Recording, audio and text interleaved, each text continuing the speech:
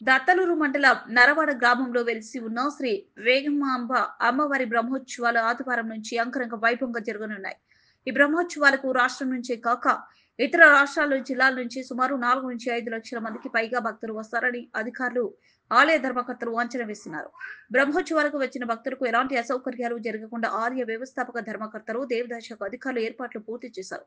ఆదివారం అమ్మవారి పుట్టినిల్లు వడ్డేపాలెంలో జరిగే పసుపు దంచు కార్యక్రమంతో నిలుపు మొదలవుతుంది. 16వ తేదీన సంతానం లేనటువంటి మహిళలు అమ్మవారిని వరపడుట, 17వ తేదీన రథోత్సవం, 18వ తేదీన కళ్యాణోత్సవం, పసుపు కుంకుమ మహోత్సవం, రాత్రికి ప్రధానోత్సవం జరుగుతుంది. 19వ తేదీన అమ్మవారికి పొంగులు, రాష్ట్ర స్థాయిలో ఎడ్ల బండ్లు లాగు పందాలు జరుగుతాయి.